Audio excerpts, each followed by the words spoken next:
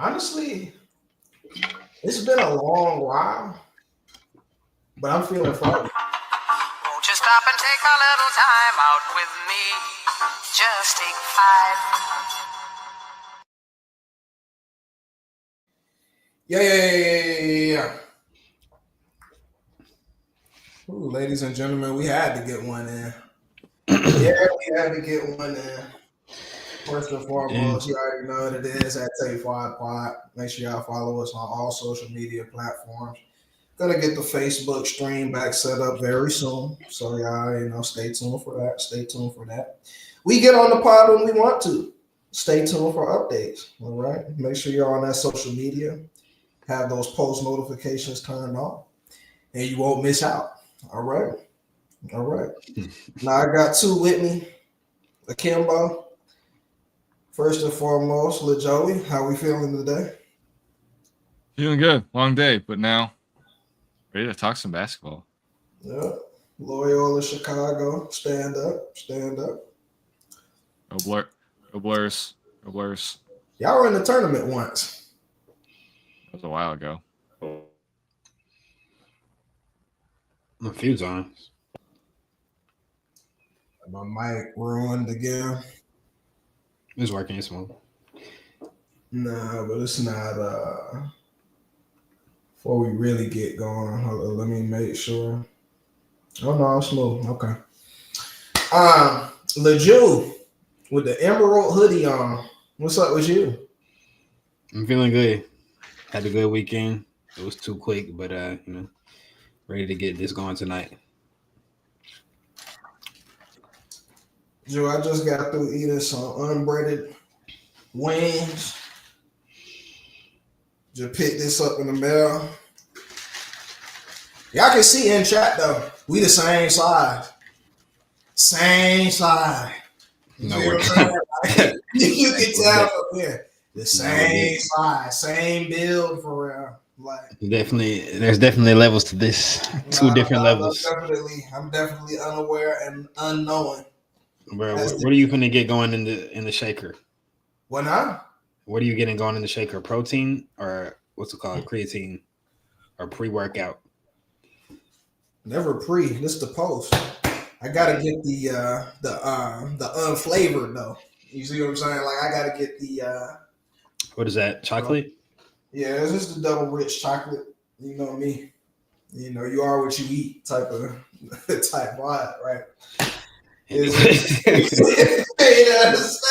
Like, I tell you, man, we got a lot of basketball to get into, bro. We're really nearing the well, I wouldn't say the end. I'd say maybe a new beginning, if you will.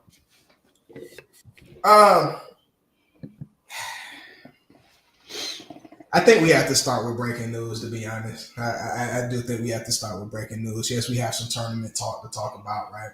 Florida winning the championship to my surprise. But, yeah, let's get some tournament talk in. Some breaking news in, excuse me. Coach Mike Malone of the Denver Nuggets, approximately 4 games away from the end of the season, was fired along with the GM. Okay. Set the media ablaze yet again. You know, only moments after Taylor Jenkins was released to our surprise, right? The Denver Nuggets won the NBA championship 2 years ago, 2023. But their head coach was a head coach during that time as well, was fired from the team. All right. Now, there's been a lot of different reports about why this may have been. Everyone's speculating, of course. You're getting some things from Wendy, some things from The Athletic. You know, it's coming from many different places, but as we always do, let's just start with the initial reaction to the news. What did you first think, Joey, when ESPN popped up on your phone, banner style, right? You looked at and you saw that the Nuggets head coach was gone. I was definitely shocked. I think the first thing that I thought of was to look at the standings and look at where the Nuggets are. They're 4th in the West right now. But the thing that really popped out to me is that they're half a game in front of like the 5 through 8 seeds in the West right now are all tied. Literally all tied. The Clippers, the Warriors, the Wolves, and the Grizzlies are all half a game back of the Nuggets. So, and the Nuggets are, have 3 more games left. Everybody else below them has 4, as far as the 5 through 8s go. So, they're already on. Like the Nuggets are already on a 4-game losing streak as of right now, going into today, and this is being filmed on April 8th. It's definitely a sign of concern there because that losing streak continues. You're in the play-in. You're very well in the play-in, so that's definitely very alarming. And I think even Calvin Booth getting let go as well is definitely speaks volumes. But I think that just also we kind of have to talk about this a little bit more in depth. All these kind of role players leaving in some capacity too over the past 2 years. Right after the championship, Bruce Brown leaves to sign a 2-year, $40-something million contract with the Pacers.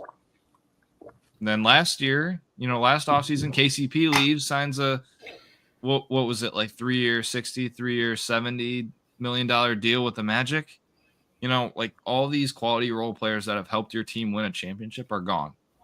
And now you kind of have to, now these younger players like the Peyton Watsons, the Christian Browns, the Julian Strothers, they're all, being put in these positions to contribute to winning right off the bat.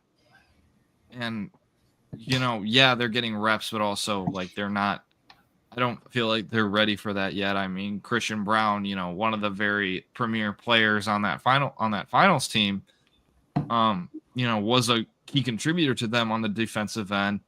And, athletically, like he helped that team in a lot of ways. But, Peyton Watson's given you flashes of what he can be defensively. But I think we got to call a spade at this point. Like you don't have these sort of champion caliber role players anymore to help you. I have to think about, how much money you're paying Jamal Murray over the next couple of years, that extension you gave him. Jokic is 30 as of right now. He's got a $63 million player option in the 2028 season. And, like he might opt out in 2 years. And I think even a team to kind of keep track of, like the Los Angeles Lakers. Morgan's going to love me mentioning that, but like they've got so much money that's going to be gone after the 2026 season. Like Gabe Vincent's contract is going to be up. Maxi Kleba, like getting paid 11 mil. Gabe Vincent getting paid 11.5 mil. Rui Hachimura getting paid like 18 mil off the books. Like Austin Reeves, he's probably going to get extended at this point. But like if you're the Lakers and trying to swing a Jokic trade, like Austin Reeves is going to be in that deal at this point. So like you're like the time is ticking as far as Jokic's age and the Nuggets window for a championship, especially after this coach being fired, especially after the the general manager being fired. You gotta try and start to like make some decisions here. But that's what I'm thinking.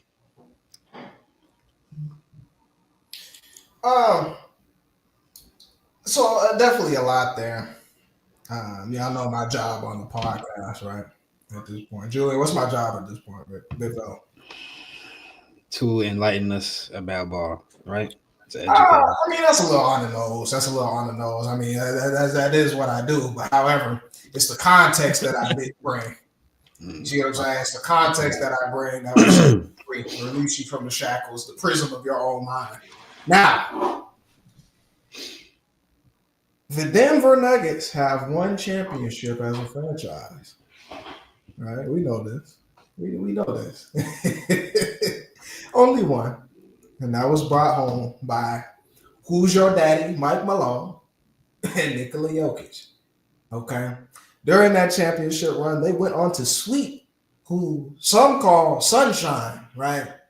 Like they literally call him King James. They went on to sweep him along with Anthony Davis, and then hoist up a trophy over another man that we call Himmy, actually, right? So, an incredible run, unprecedented.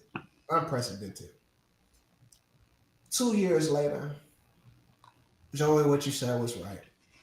You let all of your guys go. Bruce Brown, he becomes an Indiana man. Jeff Green, he was old, I understand it, but let him go. I think he went to the Rockets at that time, right? Vital pieces to what you're trying to do. Uh, Now we have different reports of why this may have occurred. Okay, and I want to get Julian in here as well, but we have different reports. We've heard that there could have been some strife between coach and GM, between Mike Malone and the GM, right? Strife between the GM and ownership, right? And then Mike Malone and ownership, okay? And I've also heard reports that even the players in locker room were frustrated with Mike Malone, okay? Now, you may wonder why that might be. Mike Malone, I mean, hey, he calls it how it is, right? And we're in a league today where that's not exactly what players like to hear. They've got sound bites out of him in post-game conferences calling him out. You're full of shit. You didn't watch film. I know you didn't because we had some of the most poor defensive play that we've seen throughout the year. The defense has been a question. It definitely has been a question. I say, Joey, I mean, you let two, top defending role players go over the years, right? And more, and then some. And then you wonder why the defense is what it is. But I want to add one more thing too to that Please as far do. as the payroll goes. I apologize, Morgan, but Aaron Gordon, he's got a player option this next year, but he got extended past this next season. He's going to be paid 32 mil in 27, 34 mil in 28, and he's got a 37 mil player option in 29. He's 29 years old right now. You're going to be paying him $37 million. 33, 34 years old Aaron Gordon, who played 48 games this season. Games is crazy. We didn't even mention the guys missing games. But Julian, get in here, bro. What was your reaction to the news today? I mean,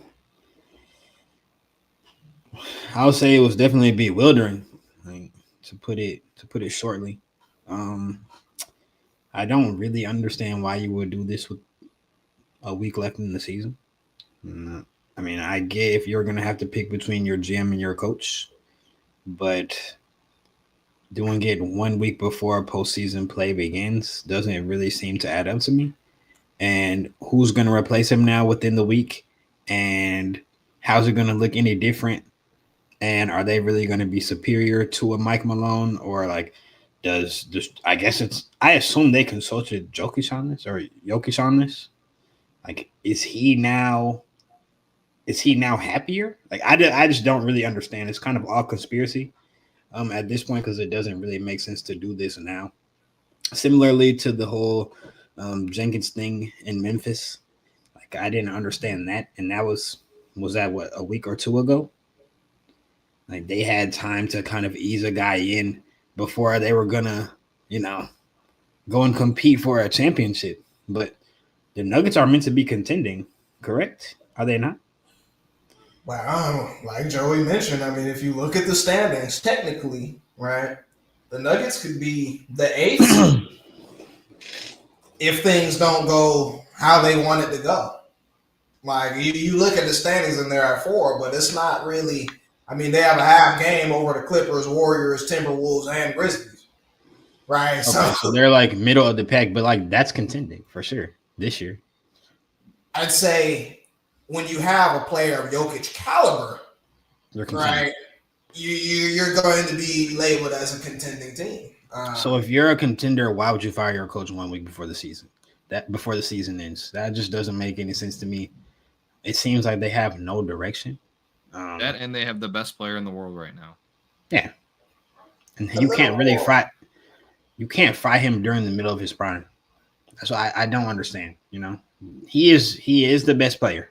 We can have arguments about this, and Morgan will have his opinion. If Ian was here, he probably would be saying he'll take Joel Embiid, which is blasphemy. But I mean, if we're just watching him hoop, he's the best player. He should win the MVP again. Let's keep it a stack.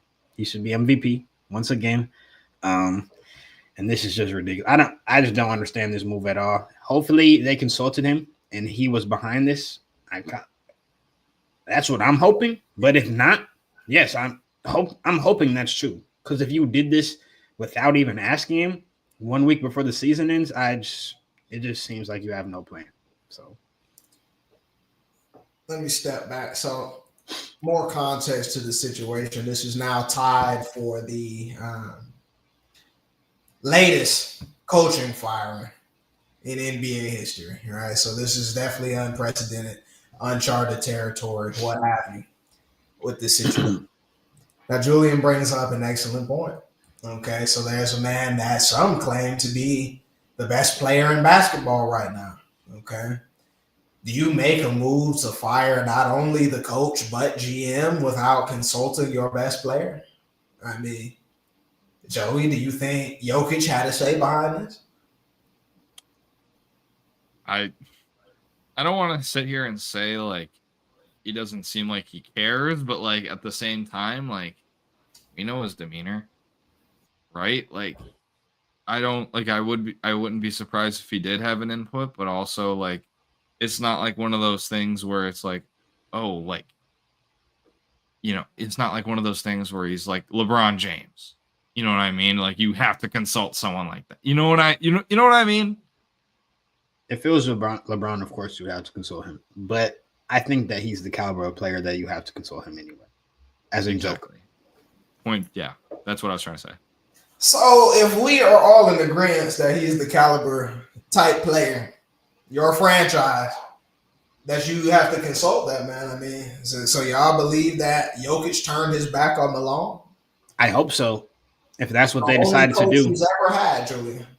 I'm just saying, if this is the move that they decided to make, if they decided collectively to make the move of we're going to fire our coach with 4 games left in the season, of course, I hope that they ask the best player on earth.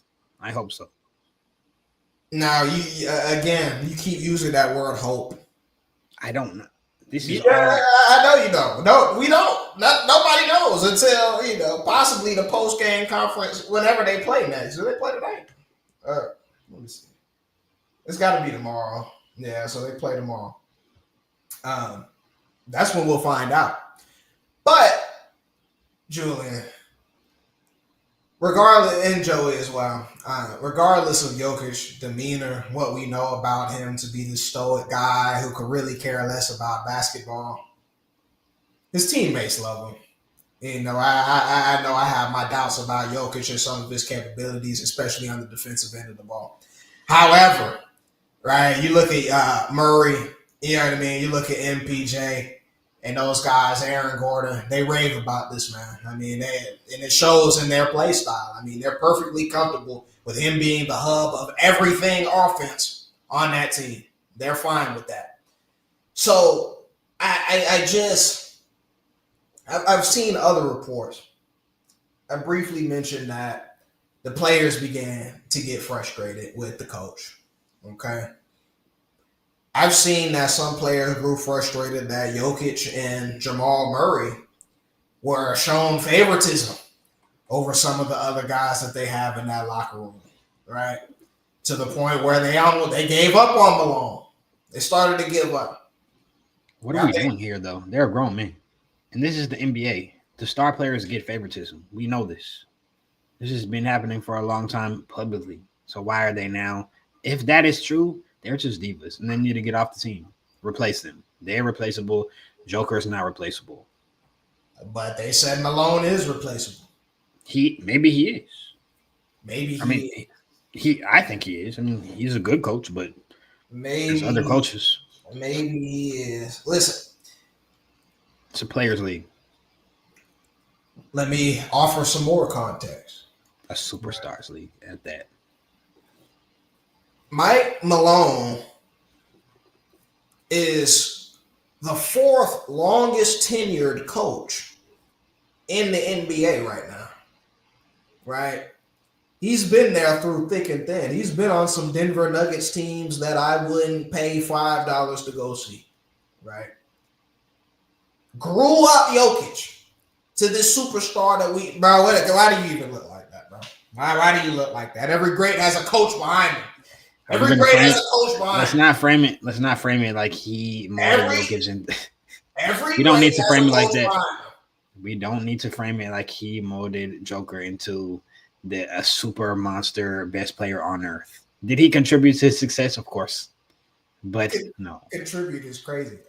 He set the table. You don't sweep LeBron James without a coach. I'm sorry. I agree. Like, but I'm just saying, no coach is coaching Joker into who he is. No NBA coach at that. Yes, Julian. An NBA coach, Morgan? Julian, calm down. Maybe his coaches in Serbia. No, like maybe them. His NBA coaches are not coaching him into being Joker. No, bro. No. I'm sorry, but no. Let me talk to you because he's not listening to me. Who puts the players in a position to succeed? Who sets that table?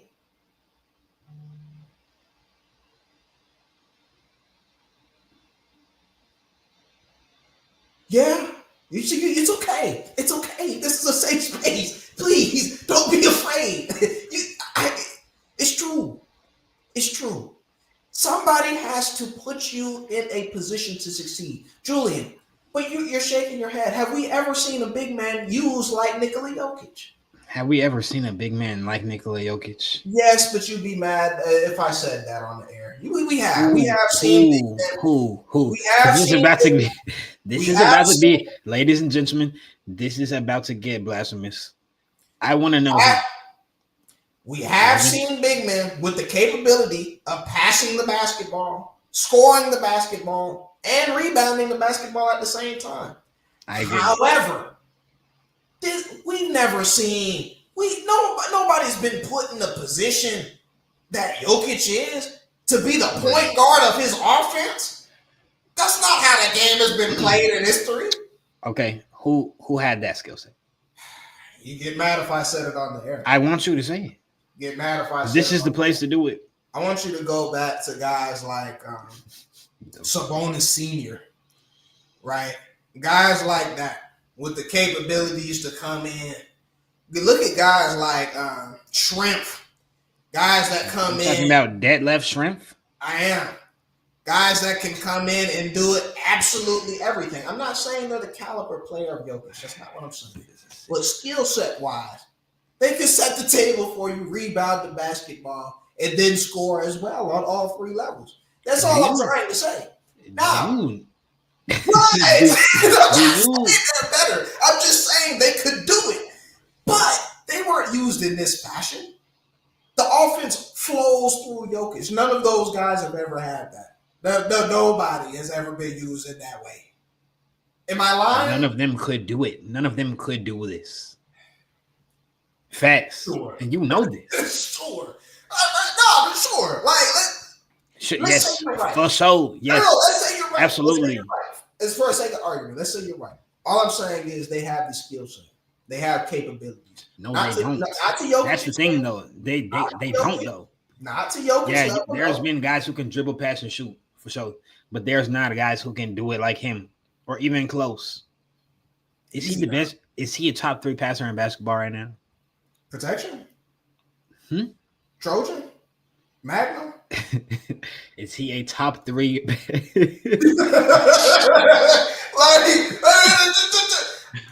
though, somebody has to set the table for something like this to happen. If Jokic was used as a traditional big man, he would not average a triple-double. Wouldn't you agree? Yes, but is he a top 3 passer in the NBA right now?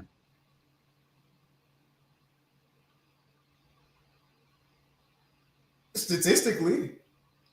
Yes or no? Statistically. Statistically. Ability statistically. All-time numbers or something like that. No, he wouldn't be one of them guys. I mean, you got some guys that are getting washed right now that were better assistants. Like, that's fine. It's fine. Chris Paul. Are you gonna add Chris Paul? Like what? He's 40. I'm not gonna say Chris Paul, but I mean James Harden is still it. You see what I'm saying? Like he was a better assist man all time. My personal. What are we talking about all time? I said the question was right now. He's still it. I'm just saying. Like, I agree. He's Mike. Like I said, he's a top 3 passer statistically. He is. Yeah, Joker's the top 3 passer in the NBA. Say that. Say those words. Top 3 passer statistically in the NBA. Like, that is true. If I pull up the numbers, that's going to reflect that. Mm-hmm. We're getting so far beyond the point. Like I'm saying, though, we've never seen a big man used in this fashion. There have been other big men, Julian. Like, I'm not saying that they're not Jokic. I get that. However, we've never seen a big man be the hub of an offense, be the point guard, and everything else. Everything flows through Jokic. That's why you see these crazy games, these crazy numbers. That is as a result of Michael Malone's offense.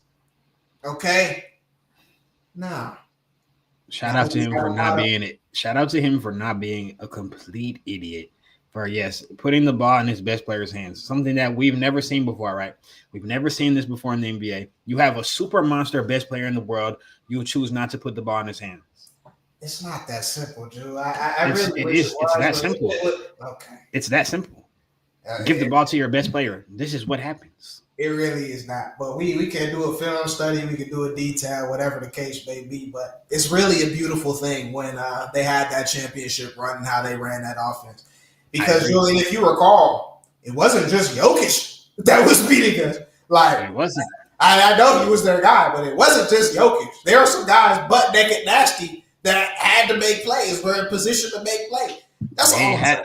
They're open because the sun is attracting all the attention. The sun is attracting all of the Yes, the sun. Everything is going around the sun. Correct? He's attracting all this attention. If you leave him if you leave him one-on-one, what's going to happen? 50 versus who? versus anyone. We're getting so far beyond the point, guys. We're talking about Mike Malone and what he's contributed to the Denver Nuggets. Whatever, regardless of what you say, Julian, right? He was one of the leaders on that team to their first championship as a franchise. Okay, yeah, he deserves flowers. Yes, Jokic is He's a great player. He was drafted during a Taco Bell commercial. He took guys, put them in a position to succeed, and the rest was history. All right. And the only thing I'll throw out here, and it's a good thing that Ian's not here, but Joel Embiid was not an MVP before Doc Rivers. Oh, Jesus Christ. He was an MVP before Doc Rivers. He was used in ways that we have never seen before. He unlocked his full potential in order for him to be that dominant force that we saw when he could make it onto the court. So do you think Joker's going to fall off, yes or no? What do you mean fall off? Do you think his play falls off, yes or no? He's already been taught. If you teach, I assume so. You don't assume a new coach is not going to have a new philosophy. You can hand a man a fish; it'll be fed for a day. But if you teach a man how to fish, Joey, Mike Malone, he was one of our greatest coaches that we had in the league during his time. He was one of the great. Like he was one of those guys. He took down countless. He faced Spoelstra in the finals and won. That has to mean something to me. It means something to me. I don't care, bro. Like I know he had a better team. It means something to me. It does. But that's neither here nor there. Right, so obviously they, like Julian, ownership did not value him as much as maybe I would as a coach of the league. But I'll pose a question. Let's get in the first take. Where would you rank Mike Malone as a coach? Let's talk about guys that have been coaching in the past 3 seasons since he won the chip. Where would y'all rank him as a coach? He's not top 5. He's not top 5. How would you make that make sense to me? Elaborate. There's just guys who are just much better than him. Okay, we can name 5 guys. We have enough time here. All right. I'll wait. All right. Can we include Popovich? Yeah. All right. Popovich. Eric Spoelstra. Yes. Yeah, absolutely. Steve Kerr. This guy. No, I'm sorry. I'm sorry for reacting. Keep going. No. I said I'm sorry. Please keep going. Ty Lue. Why? Ty Lue's a better. Ty Lue may be the Why? best. Why? I don't Ty Lue may be the understand best why. coach in basketball. He What? may be the best. He may be the best coach in basketball. What based That's on not- what metric? I mean, What's the number one, criteria? he's just tough. Like he Bro, does more with less. He does more with less than a lot of guys. Joey, he's just tough. Wait, he did what now? He does more with less than a lot of guys have. He did. He had more. He I mean, has he had done less more. than Malone. What? He had Maybe less than not Malone. this year. Right, he had less I mean, than Malone. actually, yes, he has. Oh my God. He won a championship with one All-Star. What are you talking about? How does that make sense? How does that even make sense? So you're talking. You gave him 1 year. Number one, Ty Lue was the coach for a 3-1 comeback. He was the coach for a 3-1 comeback on the 3-9 Warriors Ooh. with LeBron and Kyrie. Yes, that's Oh my true. But he came back from 3-1. He came God. back from 3-1 on the 79 Warriors. That's a more impressive ring than the what's it called? Forget the 3-1 comeback in the finals. He led the Clippers to a Western Conference Finals without Kawhi Leonard. Facts. Ty Lue may be the best coach. That's not even dragging. Ty Lue over Mike We Malone every overrate day. Ty Lue. He's No, we don't. regarded as Ty a Lue great is a coach monster. by players, coaches, media. No, I understand. Ty Lue's a monster. There's He's a other great guys coach. too. What's the Celtics coach name? I'm not putting I don't know Joe why- Mazz above. God. I'm not putting. Oh my I'm not. God. I'm sorry. I'm not gonna put Joe Mazz above him. I'm sorry. Why are we not? I put Ime Udoka over him. I was going to put say Ime Ime Udoka too. over Yeah, him. I was going to say Ime too. I don't know if I'd put Joe Mazz over him, to be totally Why are we honest. trying? He Why are we won trying? with a guy drafted in the second round and no other All-Stars. But None. why are we going to He try? swept LeBron James on the way. The Lakers weren't good. The You know Lakers this. weren't good. The No, Lakers the weren't were good. not good. No, I told you before the D'Angelo playoffs Russell- that we had no chance. He faced LeBron James, stared him down the throat 2 times, and embarrassed him. Yes, that's true. It I means agree. something to me. I don't know. It means something to me. I just don't. I'm not going to say he's a top 5 coach. I think that's You didn't even grossly. name 5 guys, though. Yes, I did. You did not. It was Are we Popovich. counting Mazzulla? It was You counting Popovich. Mazzulla? We counted Ime Udoka. It was Popovich, Spoelstra, Steve Kerr, Ty Lue, and in my opinion, Mazzulla, and Ime Udoka. That's 6. If you've never been to Title Town, I don't want you in this discussion. I mean, I guess. Mm-hmm. How many coaches have a ring right now? Like, we're Yes. not putting you would probably say Doc Rivers over them, and he sucks. So yes, he sucks. Yes. We be pulling it out, bro. That's not a pullout. Like I personally believe that Mike Malone proved that he is a top 5 coach through those seasons that we've seen, maybe the past 4 with the Denver Nuggets. Like I said, what he had to work with, these guys, we know them to be great role players, whatever.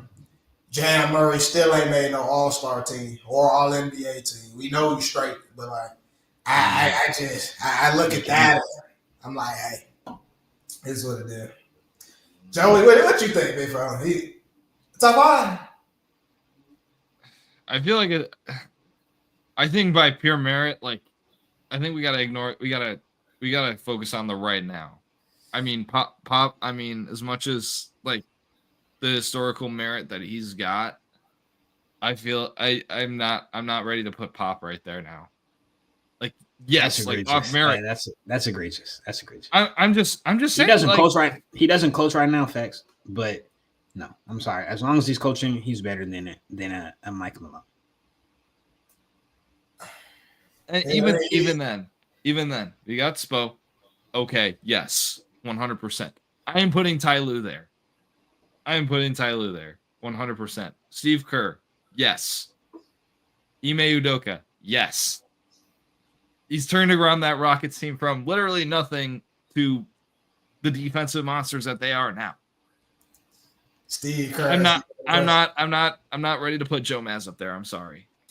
Like I feel, in my opinion, I feel like he's that same tier of coach. In my opinion. I mean, y'all finna see that Ime is insane too, but it's whatever. We'll find out very shortly. Y'all stay tuned for the next episode. They don't. None of them he doesn't have a Joker. Like we can't hold him to having Joker standards. The Rockets, he has Sengun, and don't put them in the same stratosphere. For that, what he That's JV. That's JV Joker. For that, what he What? He had the Celtics. And he got fired. He got fired. It's not like he got fired for getting women. Like, he was getting his rocks off and he got fired. Let's not act like he wasn't like he was hooping. Let's not do that. Let's not act like it was for basketball reasons. Like, nah, it's done, man. I mean, whatever. Like, but Missoula is crazy. I'm dead that left your mouth after getting beat by Jimmy Butler and them. Like, I'm actually dead. But dude, Jimmy Butler is like that. He's not. But however, we'll keep it going though. We will keep it going. Gentlemen, we all agree the Michael Malone thing is crazy, right? And it's crazy because we do regard him as a top coach. Regardless if y'all believe he's 5 or not, I think he was. And at least the past couple seasons that we've seen from him. So it is what it is. Whatever floats your boat on that front there. But I asked the same question about the Memphis Grizzlies. I'll ask it about the Denver Nuggets. Then we can go on and talk about some college basketball here. Where do we go from here? All right. Now, there has been an interim coach that's been named. He's never been a head coach of an NBA basketball team before. Don't ask me his name. I'm looking for it. GM situation. We're going to have a new voice in there. Most likely look to bolster that defense a little bit. Some names out there, of course, but, we don't necessarily have to get into those weeds. But Denver Nuggets, like I said, half game above being and tied for 8th, really. The name of the interim coach is David Edelman. David Edelman. All right, David Edelman. Again, they just put a guy. They had to put a guy in there. We don't know what he's going to bring to the table. He's been dealt a bowl of hot and steaming nonsense. What do we do?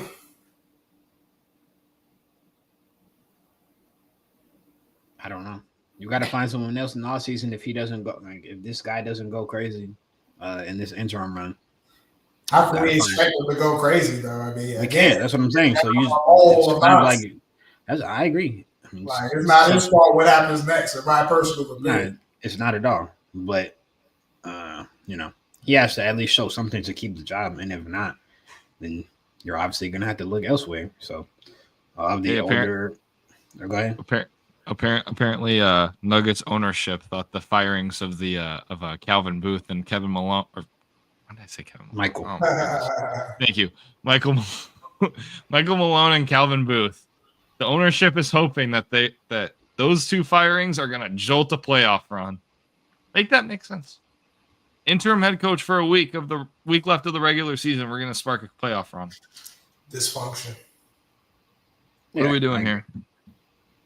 So, yeah, I don't even know who I would like to see there next year, honestly. Most of the good coaches have jobs. They're not leaving their jobs for that. You know it's going to happen. Mind the Game podcast host Steven Nash Nah, will make another appearance. I don't think so. Clip this. Clip this. He's on a par with Bron. Like, I don't think Bron's gonna let that like slide. I'm not gonna lie.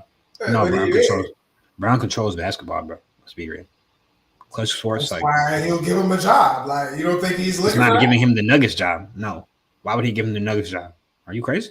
Jokic is coming to the Lakers first and foremost. So yeah, he'll give him the Nuggets. Joker's not. I don't think Joker. I think Joker would rather retire than come to the Lakers. I'm not gonna lie to y'all. Like, unless he had to, unless he was forced to go, like in a trade, I don't think that he would. I think he would hate it. Like, he could not handle that. He couldn't handle it. I mean, he could handle it, but he would just be below. Like, he would hate his life. I'm not talking about basketball. It's everything else. I know. That's what I'm saying. That's why I'm saying that. He would hate his life. And imagine him living in LA, bro. No. Yeah, got a spot on Beverly Hills. He'll be sick. They'll be asking him to do appearances and stuff like that. He's not going for that. Maybe the Clippers. I'll add this in first and foremost. Well, I'll add this in and we can move on.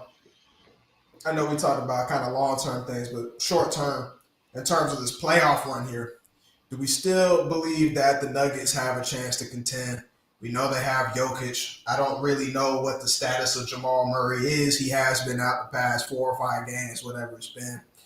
And, of course, he's an up-and-down player, but they still got, guys with championship pedigree on that team. So, do we think they can still make a run at it? I think so. It's just like, in my opinion, my whole outlook on the Western Conference is just matchups.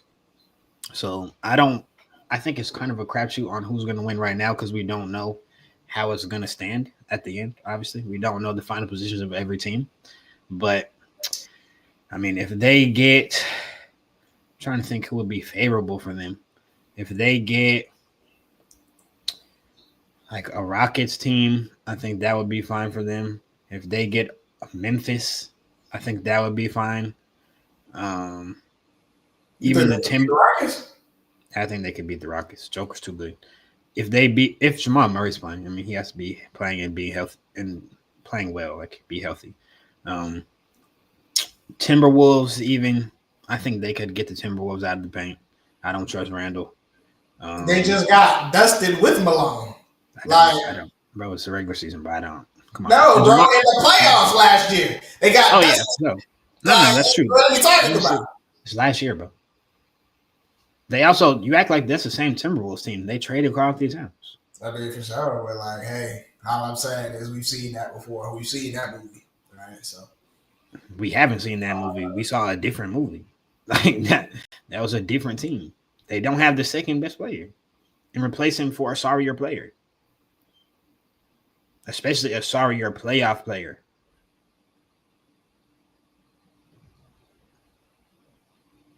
What are we expecting from Randall? They might just be as sorry. Yeah, like what are we talking about? Cat's overhated. No. I'm not letting that slide. Cat's overhated. Cat is overhated. He's soft. He is overrated. He's a little overhated. I agree. Oh, okay. But yeah, I'm agreeing with you. He's semi-soft, but he's not as bad as Randall has been in the playoffs. Like, no. Did Cat lead a playoff team? Did he lead one of them teams with Wiggins? I don't think. Well, Jimmy Butler was there. They went. No, they did go. But it wasn't. Yeah, he didn't lead it, but they did go. It was like Teague. It was like Jeff Teague, Jimmy, and Cat. And yeah, they went for sure. I think the first year they actually like went to the playoffs. I think was like the year. I think it was the year before it was 22. Like when Anthony Edwards was like just starting to be like good. Like when we knew he was like the guy. Yeah, that's true. Yeah, that sounds right to me. I don't know if that's leading per se, but hey, it is what it is.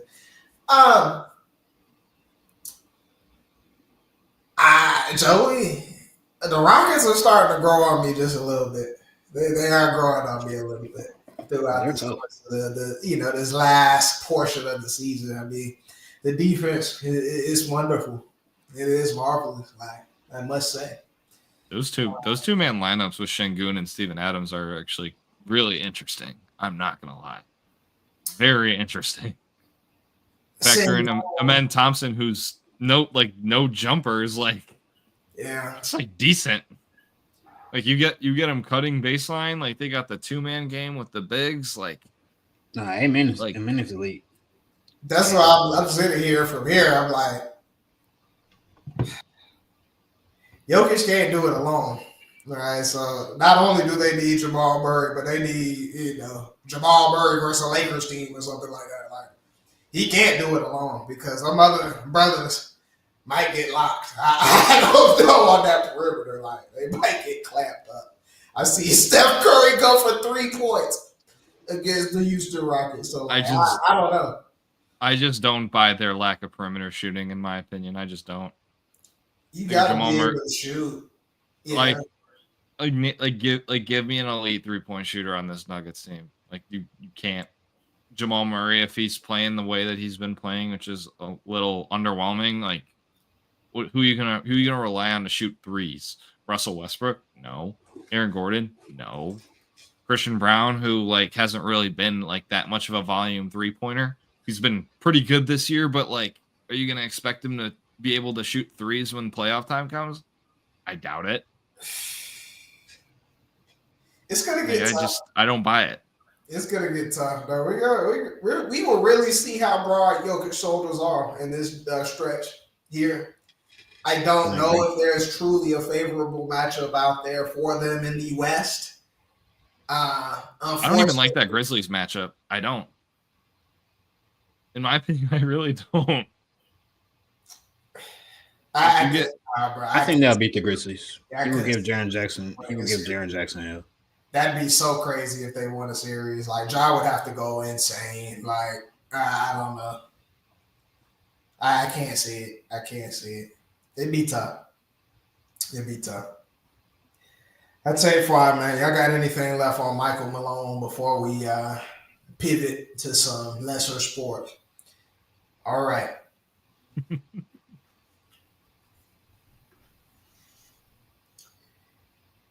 It's my job on this podcast to bring context to every situation that we discuss. We discuss a lot in depth, right? We discuss it from a media's perspective, from players' perspective, from a coach's perspective, all of that. We wrap that into one here when I say this. Now, if for whatever reason you're a Duke Blue Devil watching this clip, okay, if you like Duke, like what they have to offer, maybe you went there. I don't know, okay? Understand that it's your fault. Don't blame anyone else. Do not point the finger at anyone else down the stretch. It is on you that you're sitting back at home, right? Cooper Flag is in the crowd chamber and he's getting ready for his new team. It's you. It's your fault that they lost.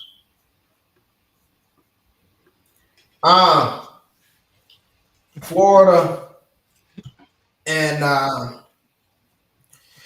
Houston versus Duke. Let it go at the end. Let go of the road. Reactions. Choke. More physical team got it and a choke. Honestly, like they just, I think they had one field goal the last 10 minutes. That's not getting it done. It's not how you book your ticket to a championship. I'll say that. They deserve to lose. So for anyone complaining about the foul call, I don't think it was a foul, to be honest. Like the over the back Cooper Flag. I don't think it was a foul. Mind you, they did get the rebound anyways. Houston, they would have gotten that ball regardless. Would they went to the free throw line? No.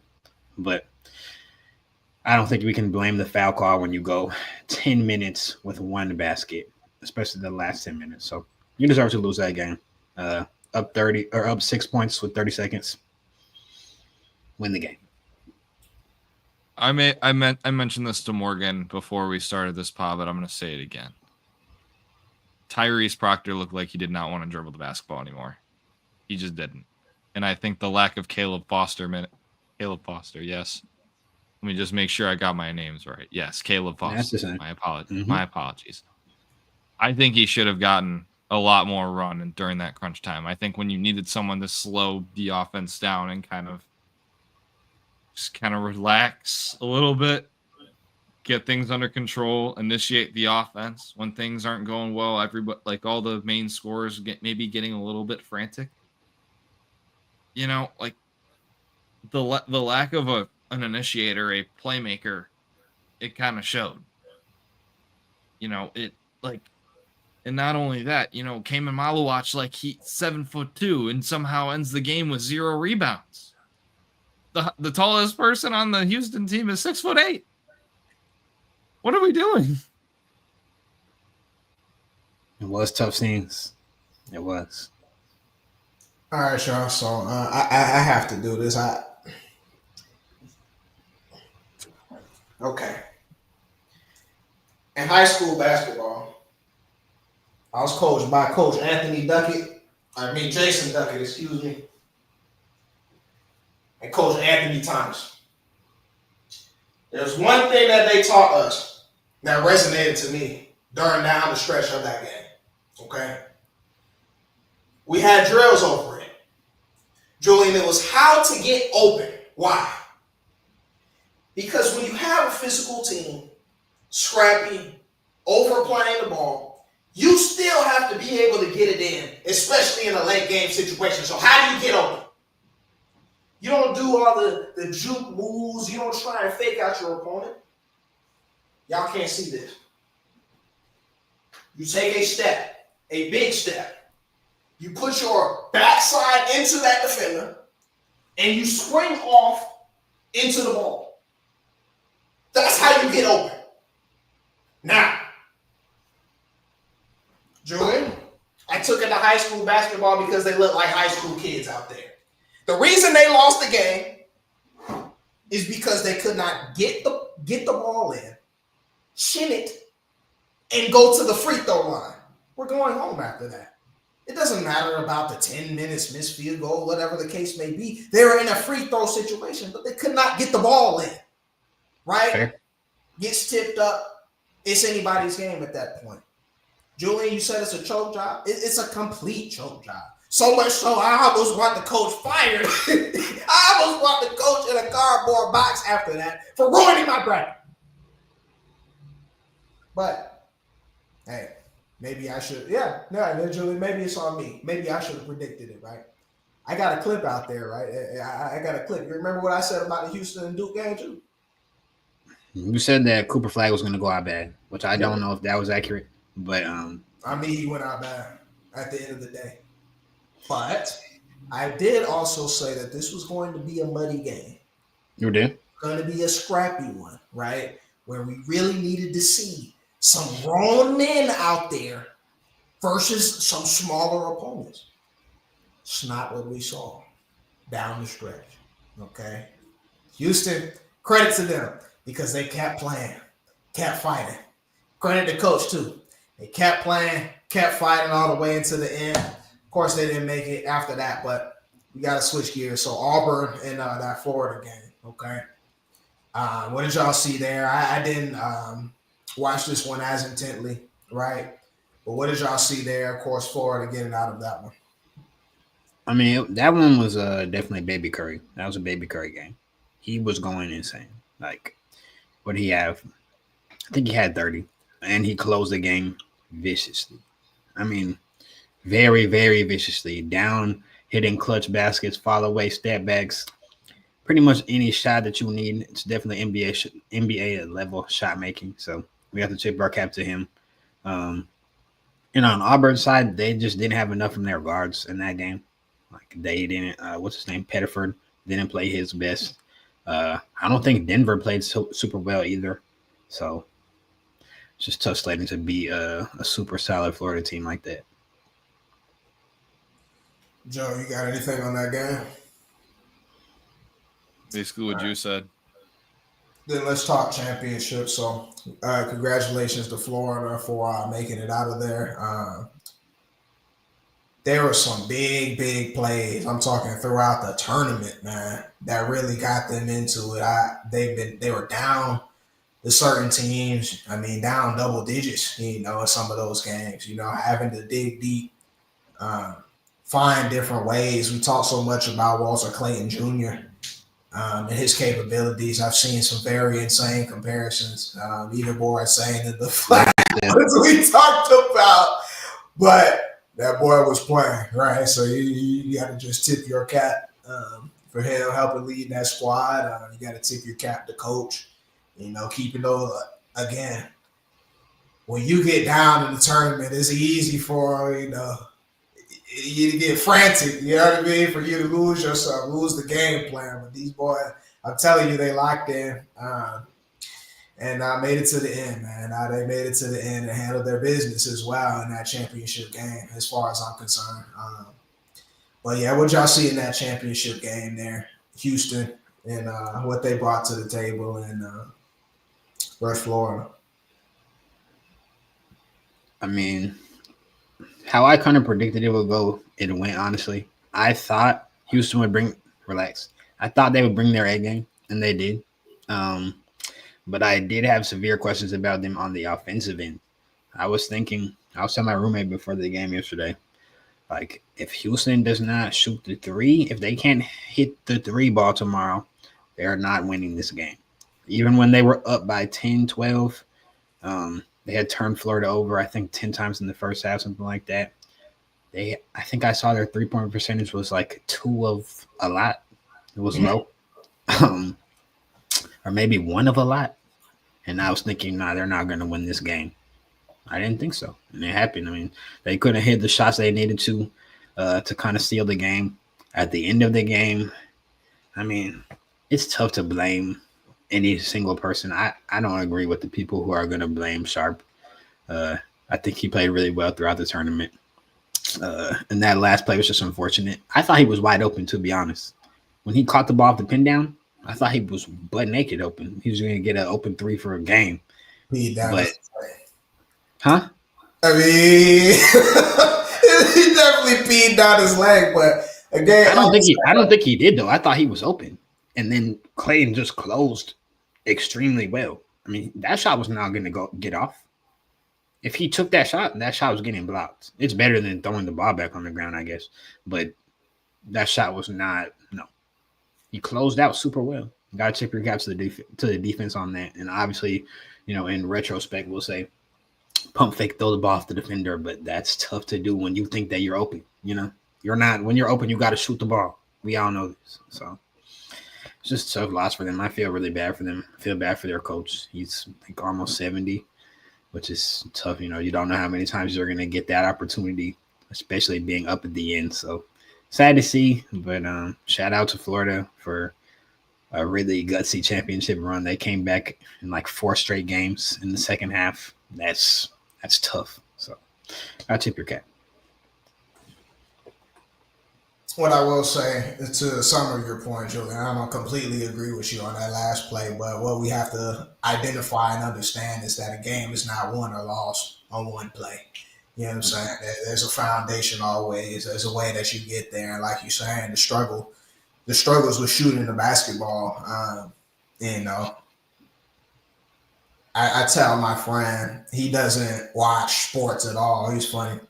But he made himself a bracket. I tried to tell him, like, the game is changing, man. You got to be able to make shots at a high level in order to compete with a lot of these teams. And I thought Houston, throughout the tournament, proved that they could. I mean, we saw some very, they have players. Like, they got guys that can put the ball in the cup. That's not really what, maybe their calling point, but they got guys that can do it, and I think that's what ultimately propelled them to that point. But we can talk the last play. I just, first and foremost, a lot of people had questions just about the play call, right? It seemed like, well, I know what it was. The play wasn't executed correctly. Okay, so you saw a lot of crowding on the perimeter. Death Stars pointed at you at that point. You know what I mean? Nerves are running, adrenaline is high. Like, I get it. However, They did get a look. They did get a look. And to Julian, what you were saying about the closeout, it definitely was a good closeout, but you're not going to get anything clean, especially against a good Florida team like that. I don't see that happening. I agree. I just would have went faster. I mean, you're down one. I don't know why they held it for last. I don't understand. They're confused, in my opinion. We're down two. They're down two. Yeah, they're down two. I think they got confused as to what they were running, and ultimately, yeah, that time started ticking. But again, once you get a look, you cannot hesitate. And you cannot hesitate. That's worse than, like you're saying, getting blocked live ball situation. You could at least give yourself a chance there, but yeah, man. I'm sorry. You gotta let the ball go. You gotta just let the ball go and trust that you get some rebounding on the other end or whatever the case may be. But gotta let the ball go because after that, yes, it was very much over. And now you're on Shaq the fool, but it's not your fault, bro. It's not your fault entirely. It's a bad play, and a great series. So that's really all I got about it. Of course, y'all know I'm in Florida, so we got a lot of Gators that are happy this day and whatever. Belt's ass in the bracket, by the way.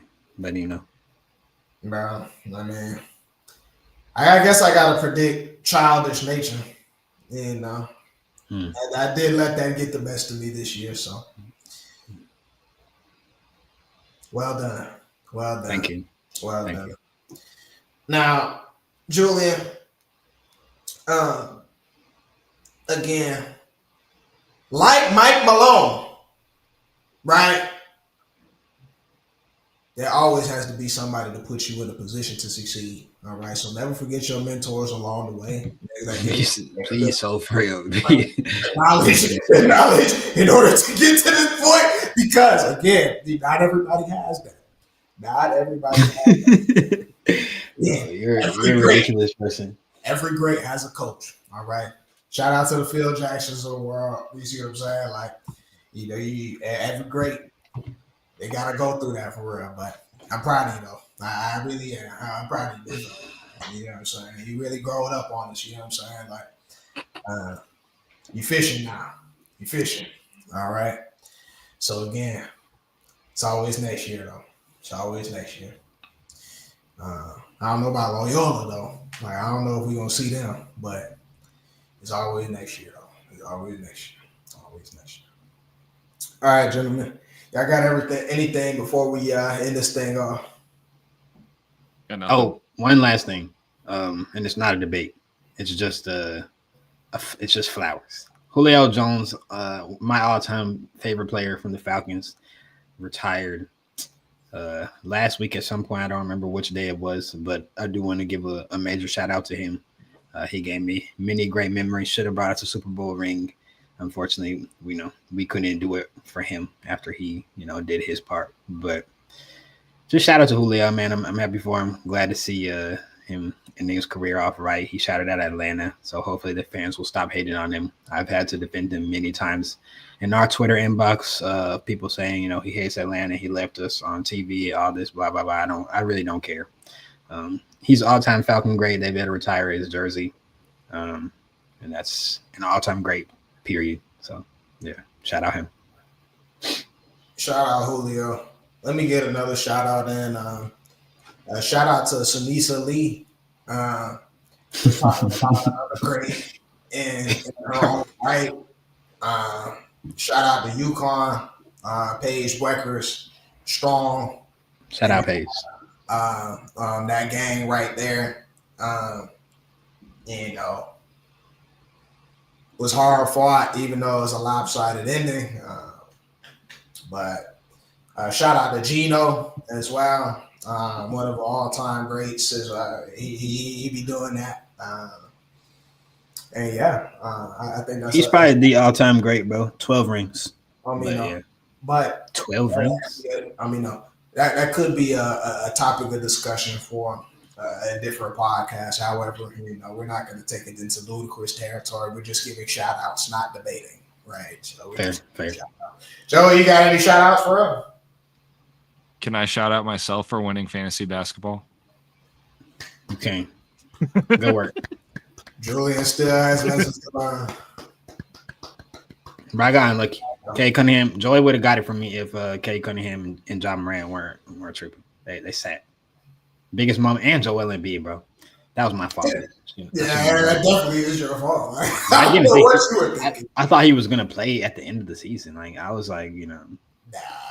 See, I didn't have DeAndre Ayton. I didn't have Murray Murphy. I didn't have DeJounte Murray. Like, but see, I lost them early in the season. Joel Embiid did not play for me at all. Like I got Joel him. Embiid was like a 4th round pick for you, was he not? No. Last time I remember, like he fell number 1 or 2. catastrophically. You took He was Joel number 1 or Embiid 2. Or 2. It was I don't even remember who's on my team. I had K. Joel Embiid had a nice little dip there.